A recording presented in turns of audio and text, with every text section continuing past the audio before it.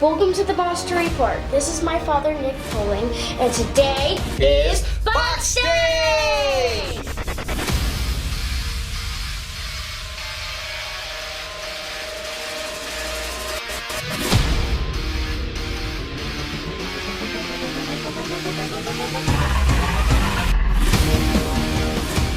All right, Deborah, high five. All right, we are here at Box Day on the Monster Report, a show highlighting those entertaining creatures of film history. Follow us on Twitter, Facebook, and here on YouTube. Like, subscribe. All of that is out of the way. Oh, and hit the notification bell. That's very important. Down there. Down there? Or is it down there? So it's like, I think it's down there. Anyways, It is somewhere down in there. It changes with YouTube. So we are here with some new Masters of the Universe Classics figures. Which ones do we have today? King Rander, God Skeletor, and Hero 2. All right. So do you know the stories of all of these guys? Yes. You do? So I'm really excited about King Randor. Why is that? Because he has a long backstory. Okay. So first... You read it, didn't you? No. You didn't read his backstory? You just know it, don't you? Yes. Yeah. So first... Okay, so... Okay.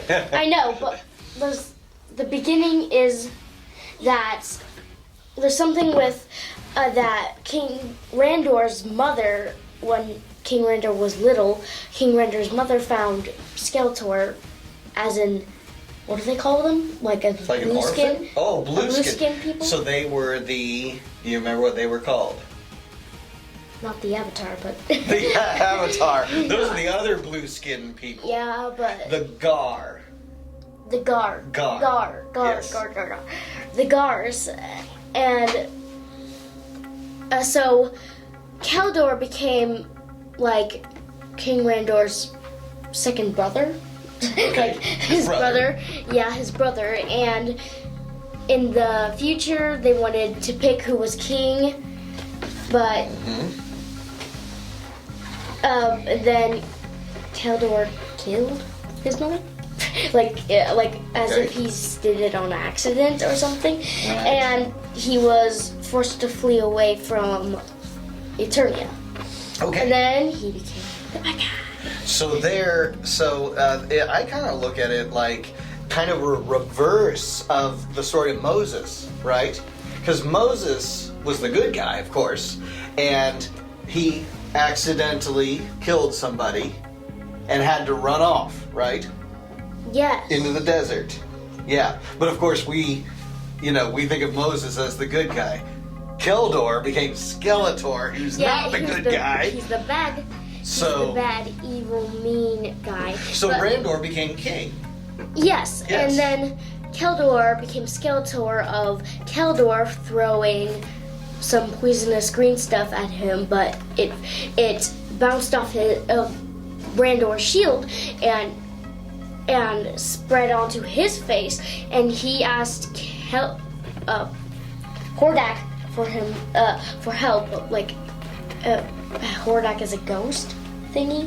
Well, he's in a different realm. Like a different reality. And he said, "Okay, I'll help you." But then his face became like a skeleton, and he said, "Your name will no longer be Keldor; it will be Skeletor, because he has a skeleton-looking face." And so King Randor, of course, being the father of Prince Adam, which Prince Adam's uncle is Uncle Skeletor. Okay, well, you keep going to Skeletor. You're a big fan of Skeletor, aren't you? Okay, but we're going to stick with Randor because he's who we're going to open. So there's a lot of different... Fighting his own enmity. Enemy. It's the sea anemone. Anyways, so we got back from Disney not too long ago, so I'm still on that. So, real quick, so Randor, has a few different origin stories, and some of them, are what you said, That's Yeah. more along the lines of what I'm going to read on the back because of the classics. So the comic book, the classic, mini comics might have sort of a different backstory, and the filmation really doesn't go into the whole Keldor and Skeletor kind of thing. So we have this story as to the rear here of the Matty Collector here, classics. His real name, Randor of the House of Nero. King Nero's second-born son, Randor, came of age during the Great Unrest, a time when conflict returned to Eternia following the Count Marzo uprisings and the subsequent betrayal of his half-brother, Keldor. Yes. Half-brother. After the disappearance of his father, Randor was appointed captain of the guard and led Nero's troops into battle against Keldor's growing rebellion. Randor eventually ended the battles by fatally wounding Keldor and locking his evil warriors behind the Mystic Wall. For this act, he was appointed king by the Council of Eldors. King Randor raised his staff, exalting his rule over all Eternia. So, you remember the 2000X series? Yes. Yeah, the Mike Young Productions, which really goes into that backstory. Yeah, there's a story in the time of like when Randor and Keldor fight each other and they hate each other, and then you can actually they start battling, and it's actually cool. It's actually cool. You can actually, you can see that animated in the Mike Young production. So check out the 2000X series if you haven't seen that, because that just lays it all out, and then it takes off from where that left off, where they're behind the Great Wall, the Mystic Wall, and so the bad guys have to break down the Mystic Wall to get to the good guys, and then we had. There's also like these gods that they talk to, like the Randor talks to these people that they pretend that they are gods or something. Okay. And they say like if Keldor gets into your castle, there's something will happen and you will disappear. That's interesting.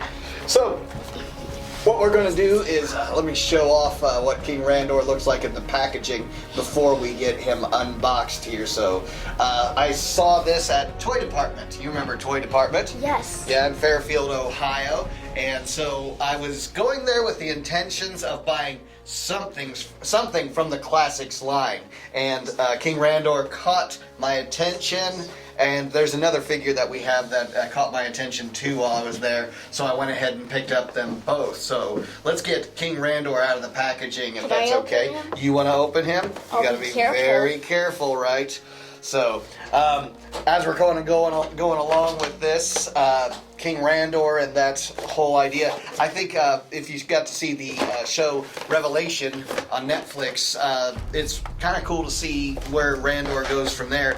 There is nothing really that goes into the backstory of Randor before, he was king, and there's nothing much for that story. Be careful, we don't want to hit his staff with the knife.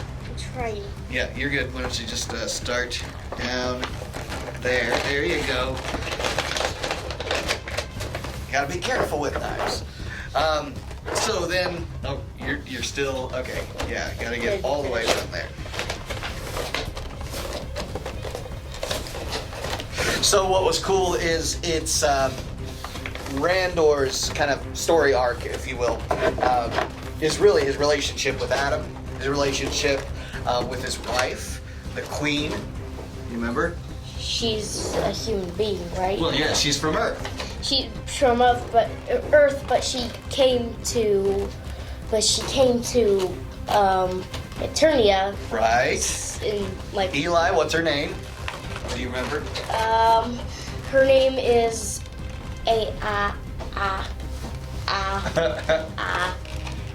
Eli from backstage. Queen Marlena. Marlena. Queen Marlena. I thought it was an A.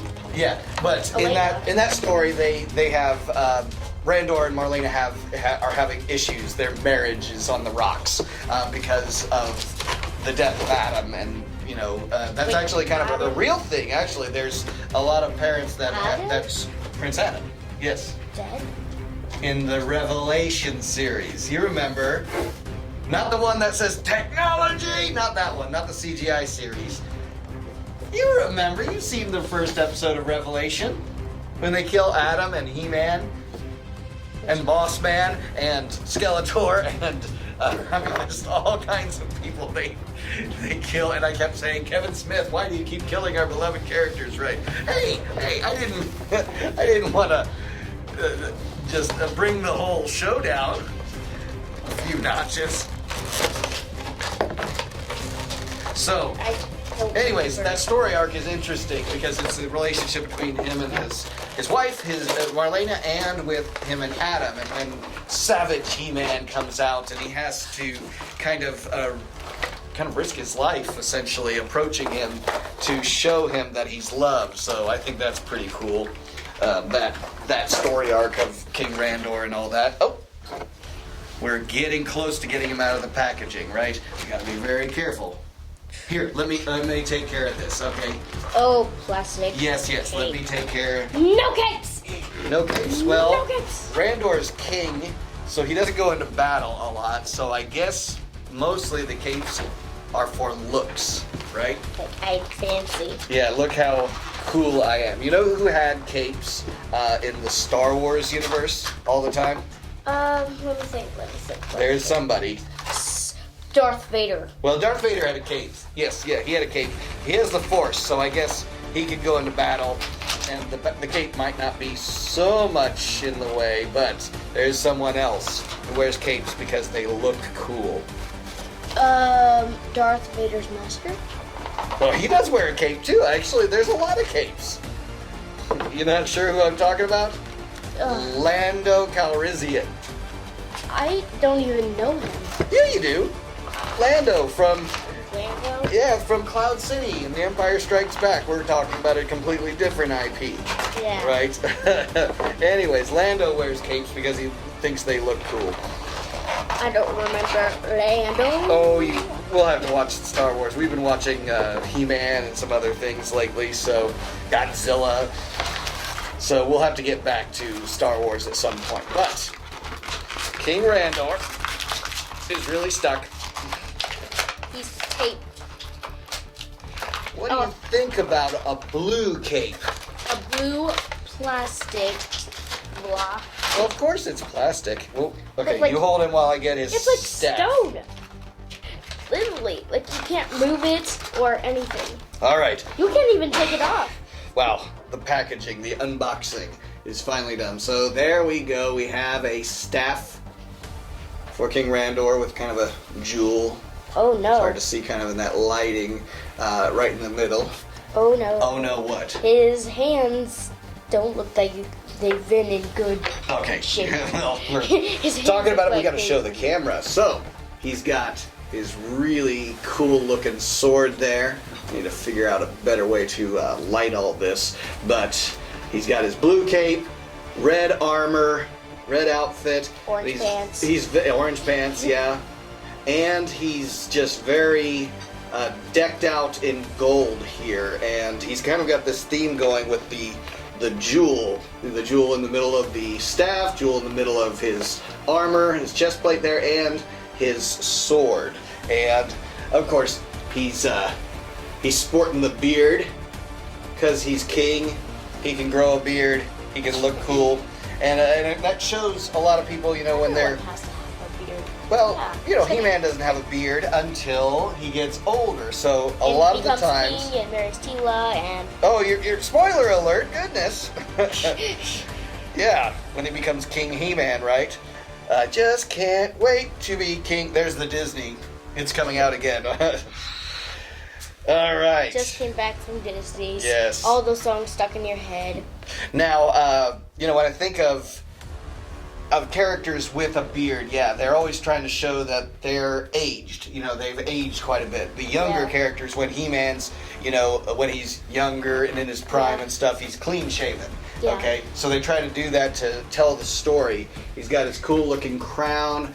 This is not really, I would say, you can disagree with me in the comments, I guess. The likeness of King Randor in the 2000X series, though it it bears a little resemblance. He's more along the lines of King Randor, I'd say, in the Filmation series and the comics too. Yeah, Skeletor can't grow a beard even though he's old. Skeletor can't grow a beard. I guess he can't, or hair for that matter. He's just a skull face, right? So Skullface can't grow a beard, mustache, hair. yeah. What do you think about the design there of King Randor and all that the classics line has to offer him? This is cool. He is covered with a lot of gold. Red, orange, blue, black, a lot of colors. Okay. So he's really colorful. His cape stands out like you can't hide with this bright blue cape standing out. Like hide behind a rock. Yeah. Like it's very shining. bright. Kind of like Hero. Hero, yeah. Like we'll get to you him. can't hide. You can't hide from him because he's covered with gold. Right. How does he stand? Let's see how well he stands up. Not too bad. You know, it's funny. The cape, since it's so solid there, it can help you. He can actually prop himself back on the cape, and his feet are barely touching the table. It's actually he's actually balanced on his cape. So you kind of need to lean him forward a bit, and it's interesting. He's got, two things to hold in his hand, so you can pose him in different ways. So you can hold the sword kind of clear up in the air. You can hold the staff kind of high, or you can have his staff kind of held low so that he's kind of balancing on it, though it doesn't really work well for him to balance on it. So there we have it. Now, I will say this, the hand, to get the staff in his hand the first time is just a little cumbersome. It's not too bad. Once you get it clicked in there, he holds it really well. He comes with a sword in his hand, but look at this. Look at this. The sword in his hand. Did you notice that he was packaged with him holding the sword? What do you notice about his hand? Yes, his hand looks like it's really sore. Well, yeah, his hand itself, they've done this in the design. I don't know how well that'll show up on camera. His hands are very veiny. Of course, part of that is everyone in Eternia, all the men during this time have veins popping because they're very muscular. And but there's one other thing about his hand. It looks very aged, that he's getting older. Yeah. And so a little bit more wrinkly. But look at this. Oh, no, never mind. I thought that you could not remove the sword. I thought the sword was actually integrated in his hand because it was so tight in his hand there at first. But now that I'm spinning it around, I can tell that it is removable. So I thought at first you could not remove the sword from his hands. So, yeah. But because I think everyone in Eternia is right-handed, the sword goes in his right hand, correct? Of course. Right, yes. right. Right. Okay. Right away. Articulation is always good. The cape is, as I understand it, not removable. So Not removable. you can't say no capes because he has no choice but to wear his cape. Let's see if we get him standing the correct way. You got a cape. Yeah. You see what I'm trying to do here? To lean him forward, to lean his torso, his upper torso forward to get the weight there. He's not really balanced well. That cape actually adds a lot of weight, but look what happens. If it adds a lot of weight to the back, he kind of ends up leaning back on his cape. So you've really got to get a lot of weight forward on him, almost like he's hunched forward. Quite a bit, so at least there's articulation in the feet to be able to get him to do that. But kind of a challenge. You can get him posed correctly. It just takes some time, when we get him home. But I always worry about when they're not balanced well, and they got too much weight on the front or the back, that they're going to be on the shelves and just a little gust of wind is going to come across and they're going to fall off the shelf. Right? So I don't like seeing that, but not a bad figure. Got great articulation. I think the detail in his face looks really good. Yeah. He's the most interesting man in the world. And also the popularist. He's the most popular? Of course, he's the king. Yeah. if I could think of a quote from the most interesting band in the world, you know, I don't always rule Eternia, but, you know, fill in the blank. You can figure that out from there. But anyways, well, when I do, I look good. You know, I look really good. I wear my blue cape. So, there we are, King Randor, looking good. We want to keep going with this MOTU Classics episode we've got. So this is Hero 2. What's his real name? Do you remember it?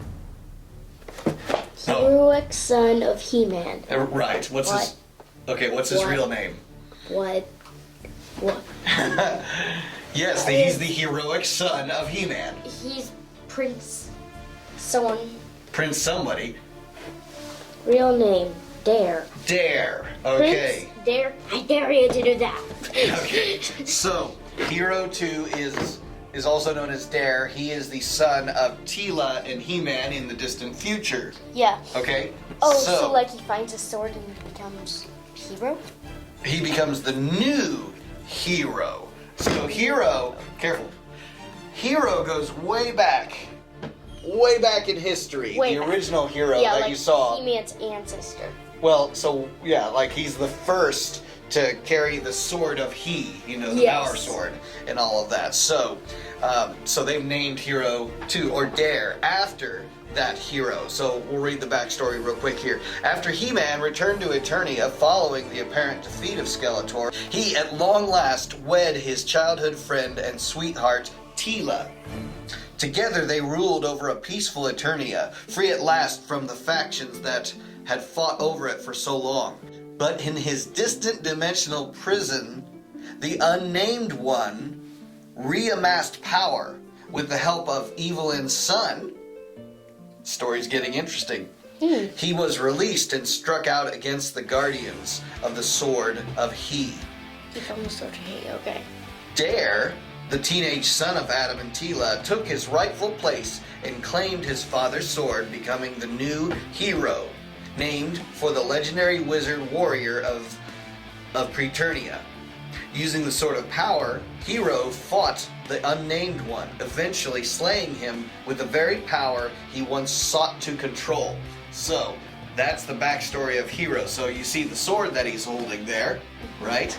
So he is actually holding the Sword of Power that was passed down from the original Hero way down until we get to He-Man and now Dare or Hero. So, kind of a cool backstory, right? I'll get him opened up here. Wow. That's a really interesting story. Yeah. And the cool thing about classics is they made some characters, they made some figures that you wouldn't normally get, you know, at the retail, like going to Walmart and other places like that. So, that's cool. Yeah. Let's give you that. I wish that was a sticker. It's not. It's but just a plain thing you'll put on your wall or in the trash. So Hero is definitely futuristic looking. He's got some high-tech armor. He's got, you know, a ray gun, a blaster gun of some sort. And armor? Yeah, armor. Yes. I just said that. The weirdest armor in the world. Well, it's supposed to be futuristic. Yeah, so it's gonna have, what do you call that? Future. It's gonna have technology! I hope if they do make a movie of Hero 2, if they don't have technology! What if they made a new animated series, you know, a new cartoon series that actually had Hero. And the Masters of That would be an interesting title to a show. And he has a ponytail. There you go. And there's his armor. And it's really wrapped up in this packaging. Here we go. Looks good as new, as if it wasn't buried in the dirt at all. His sword looks brand new, or is that what you're saying? Yeah. Like it wasn't passed down at all. Oh, and it has a little pocket. He has a pocket. For the sword? Oh no, for the gun. For the gun. Okay, I'll show the camera a little gun. Oh, and for a sword. Yeah, it kind of reminds Gun me. and sword. Reminds me of the fact they had these little handguns during the the 1986 movie, right? So go ahead and put that in his pocket. He's wearing gloves. Right. Yes. Why would you wear gloves? And he's got a cool ponytail. As the rock star people. he's the rock star, but he can keep his hair under control. Okay, I'm going to So show it's not the in his face. armor off here. So, kind of cool looking. If I had to guess, okay, yeah. So looking at it, you see kind of these little, I don't even know, semicircle or He stands ovals. up beautifully.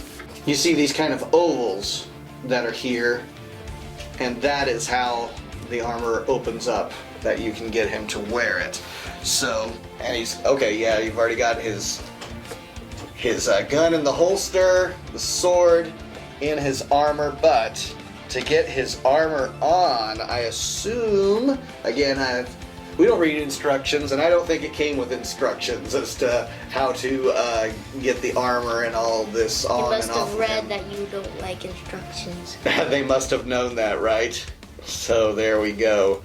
Looking at his armor that he has here, okay, so there's those little gaps to these little ways to snap in and out his armor. There's these little squares that they have here. They have the same thing on this armor.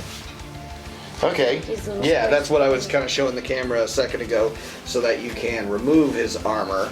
Problem is, with his ponytail being the way it is, I assume you're going to have to pop his head off in order to get the armor I on hope and you off. can pop his head off without being hot glued shut. We're just going to assume that, yes, it does pop off, and now he's the headless hero. Hero 2. Headless Hero 2. Okay. Wait, it's backwards. Oh, backwards, yes. So that's what he looks like when he says, I have the power, or like, by the power of Grayskull. Yeah, when he something. invokes the power, right? All right. Or if he does say by the power. Or maybe he just has the power all the time. He never lets the power return. Maybe. And his father knows, which is Prince Adam. Like, Prince Adam knows that he's Well, in this case, I wonder if, King He-Man just knows all the time that his son is, the new hero and all that. Whereas Randor was, didn't Never know knew. that. Never Didn't knew. know that, yeah. And so there we go. We've only got one other accessory other than his gun, which is the sword. And now we have the choice of how we display him. Do we display him with the blue armor, which just has a shoulder pad, one shoulder pad, not two, one, or the technology armor? I don't know. I'll kind of have to decide, when we get home and see how he looks with the other classics figures. But he's got very bright blue pants matching his grandpa's cape, right? Yeah, and also his armor. Yeah, the blue too. And actually his first armor right here is Yeah. actually kind of pretty in its colors. Now this is interesting. You see, yeah, it's got like a jewel in the middle there. Look at his gloves and what they call the greaves, actually. So you see that iron cross. They call that an iron cross. This has to do with the symbol of strength. And then you also see the H symbol there, right? For hero or He-Man. And also sort of his belt. he. Yes, his belt has the H symbol there. And so, yeah, getting the idea of that he's got some of the backstory of his father He-Man and his descendant Hero. Okay, and so there we have Hero or Dare. And I tell you what, before we go to God Skeletor, we're going to take a little break here so we can clear the board here and prepare ourselves for the 1986 He-Man. But what do you think so far? We've got a pretty good, pretty good unboxing of these classic figures. Yeah, pretty cool. Yes. You like them? All right, we'll be right back. He-Man and the Masters of the Universe will be back right after these messages. And now back to He-Man and the Masters of the Universe. And we're back, Deborah. And wait, Or something different? Yeah. Something very different. Yes. Something very wrong. What is it? Is it the table? No, it's Nope. not the table. It's our clothes. It's our clothes? No, that's not it. I know what it is. I know what it is. You've done something different with your hair, haven't you? No? It is. Something's different. So- I'm sure you'll figure that out. I'm sure you'll also figure out that we had to, switch days on our recordings, and we're very different. It's been a few days, let's Yeah. just say, since our last unboxing here. So we've got King Randor out. We've got Hero or Dare, Hero 2 or Dare out. What do we've got left in this episode? Last box. Okay, who do we got? God Skeletor. The God Skeletor. I know this story because there's a movie, and Eli calls it the Cosmic Key movie. The Cosmic Key movie, okay. It's when Or the that- Masters of the Universe movie, right? It's when that, like, what's his name, guy? It's What's like, his name, guy? the guy that made the Cosmic Key. Gwildor. Gwildor. Yes. And then Skeletor wants it, and then he becomes powerful, and he wants Grayskull, and then He-Man stops him, and And he gets all decked out in gold, doesn't he? yeah, Yeah, real shiny. like he's the So, Masters of the Universe Classics made us a version of that Skeletor, actually. We have the Dark Despot Skeletor, where he's in the black robe, kind of looks like the Emperor Yeah. from Star Wars. yeah. Now we've got this one as well, and that will almost complete, because another episode will have other classics from the movie as well. But our William Stout collection is almost complete. What were we going to say? I wonder if there's a Commander Karg. There is actually a Commander Karg, and I have him for another episode of Box Day. We'll do that at some point. Can I read the back and then we'll get this guy unboxed? Okay, so God Skeletor, evil deity of destruction.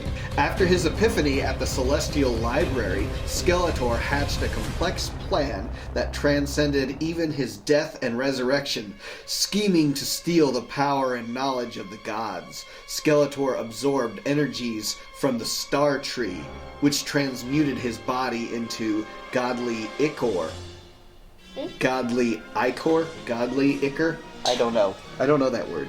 He deceived Adam into restoring Castle Grayskull and tricked the evil snake goddess into divulging the language of the gods, enabling him to decipher the divine secrets of Grayskull's great eye, forcing He-Man to surrender the Sword of Power before the great eye opened. Skeletor was sublimely transformed.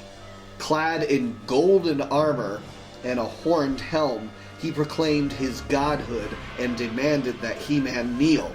Refusing, He-Man broke his bonds and grabbed hold of his blade, calling upon the power of Grayskull and battling Skeletor in the fiercest clash the universe had ever seen.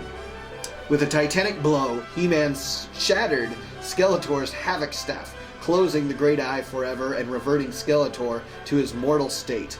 Furious, the villain rushed wildly at his archenemy, but fell through Grayskull's trapdoor into the Dwell of Souls. Later, from within the darkness, a voice intoned, "I'll be back." So, it's a little bit more detail than the movie gave us, but kind of the same story, right?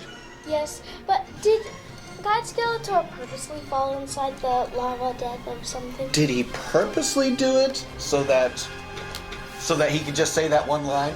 I don't think he purposely did it. I think that He-Man just beat him and, triumphed. But and he it was fell. an accident? It- Like inside the movie? Well, not an accident. I mean, no, He-Man was defending himself and Skeletor fell into the pit.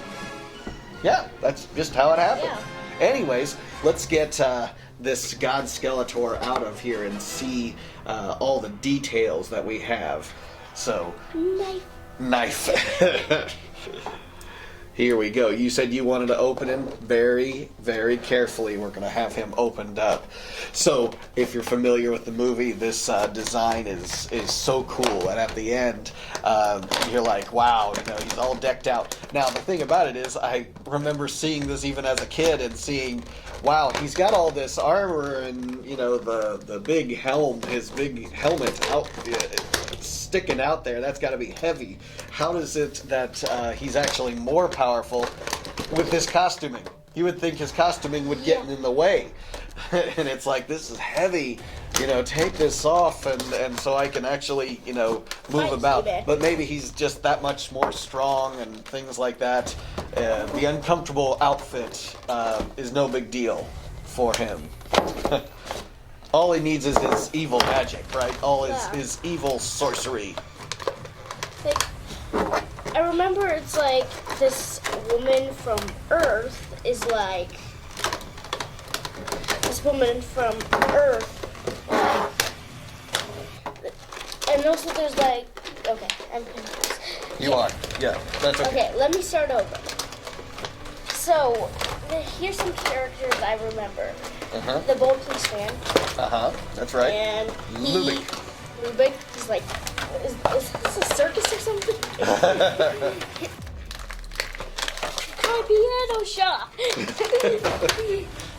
Yeah, they went to Earth, actually, in this movie, whereas a lot of, in all of He-Man, and everyone's so confused. Well, there's mentions of Earth. Oh, careful, yeah. He's got a lot going on there. In fact, you know what? We can just untie the back. Okay. Yeah, let's just see if we can't untie him from back here.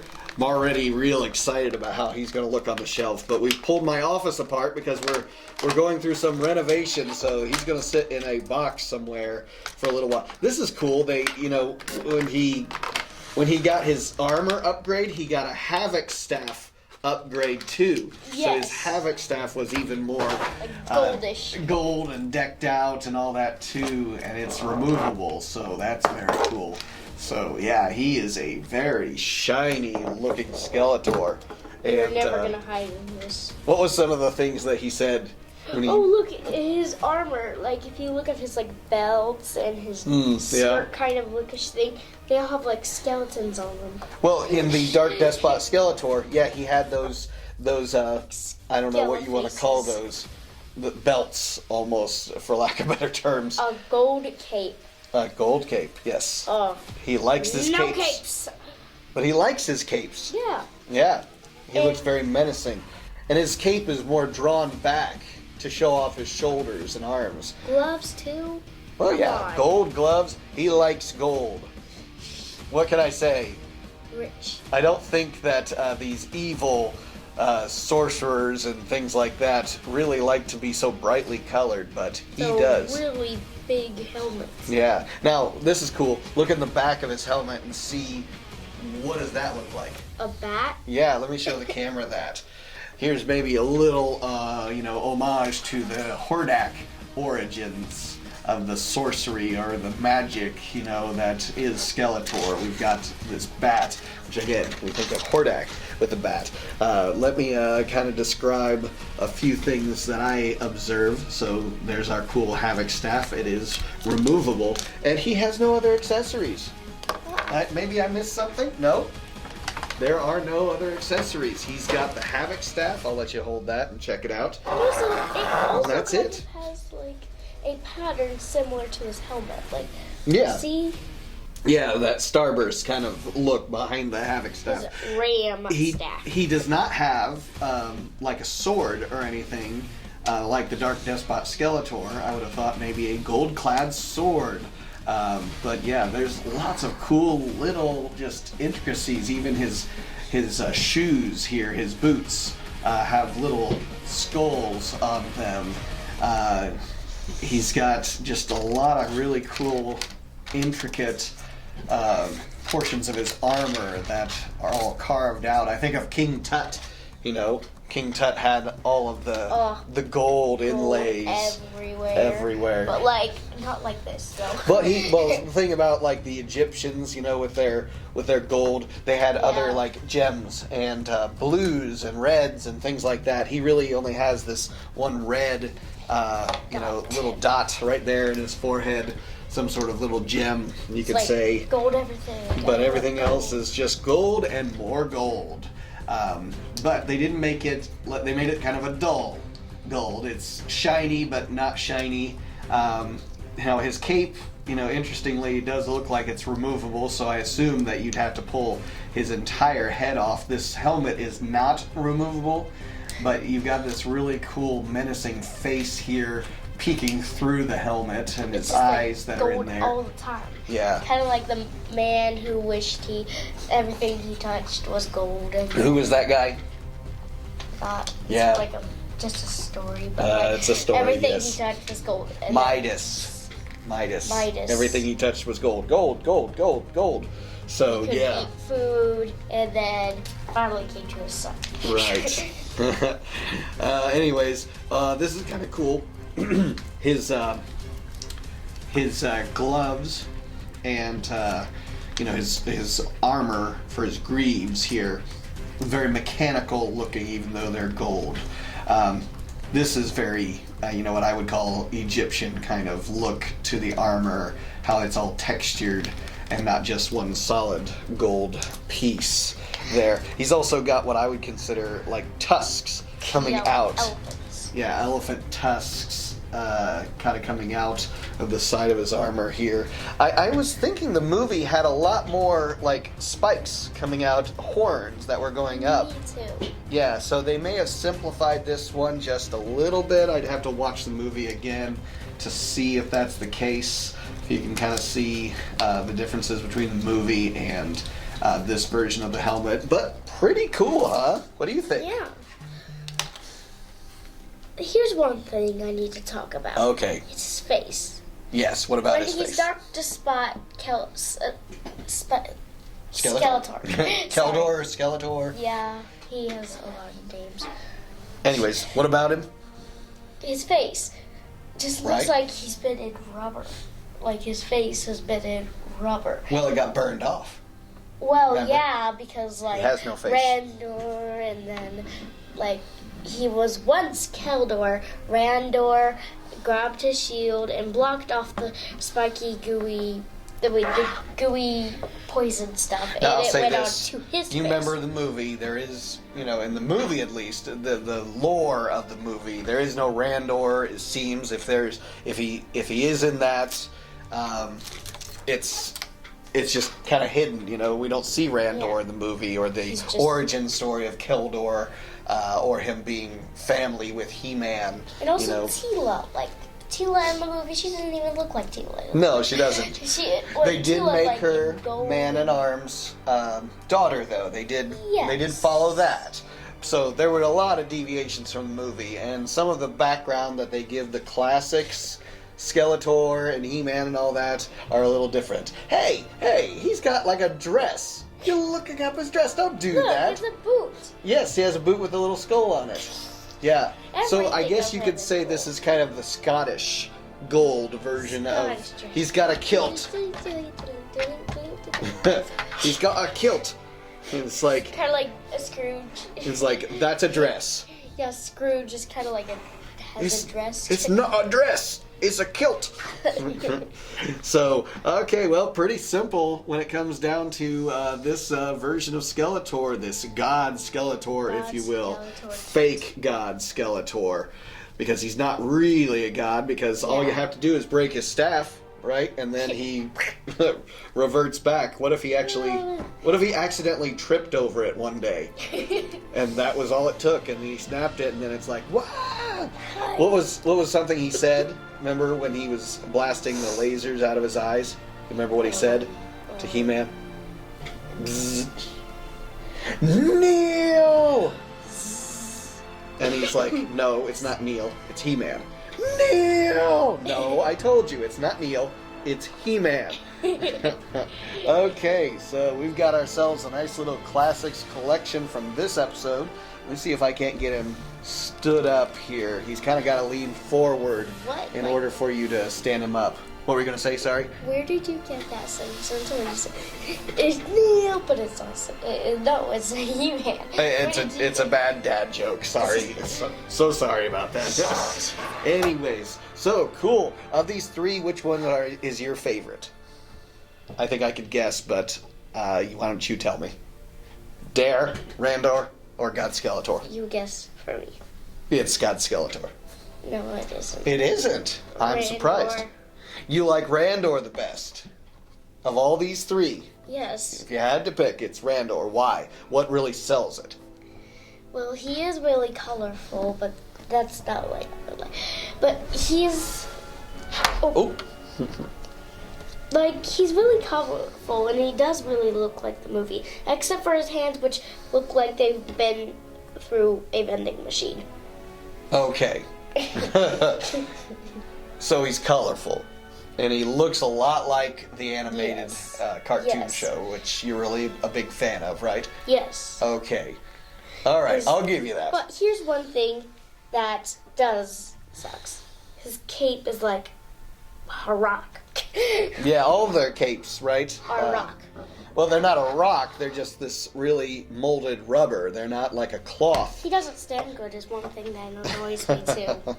Yeah, I remember having to deal with that with a lot of these characters when they're not standing up properly. As soon as I sometimes get them on the shelf and get them stood up the right way, I walk away, I leave the room, and then I hear poof, and they've fallen off the shelf. Yeah. Face first into the ground, right? So. Yeah, but here's one thing. Okay. Last thing, we're gonna wrap this up. Okay. There's all these heroes and villains that have capes. Evelyn, Skeletor, Randor, sometimes He-Man. Right. And then you come to Hero 2 and he has 0 capes. Right. And Hero 1 has a cape. In fact, he learned not only that you don't want to have a cape, but if you're gonna have long hair, you're going to pull it back in a ponytail because it could get, caught too, right? See, if your hair is like this and it's just kind of like out there like that, pull it back in a ponytail. No capes, and you won't get your hair caught. In fact, why don't you just cut your hair, right? If you're a man with a ponytail, I guess he could have come up with a, they call it a man bun. He didn't do that either. That's just... It's just silly looking for a superhero, right? Yes. Okay. Anyways, all that aside, this has been another episode of Box Day here on the Monster Report with Deborah Faith Poling and me, Nick Adam Poling, and we're going to see you again in another episode of Box Day in the future. We've got all kinds of other toys to unbox and check out and review, so check us out on podcast, on YouTube, Twitter, Facebook, all those social sites, and obviously right here on YouTube. Subscribe, like, comment, and hit that notification bell, and we will catch you on the next episode of Box Day here on the Monster Report. And Deborah? Until next time. Until next time.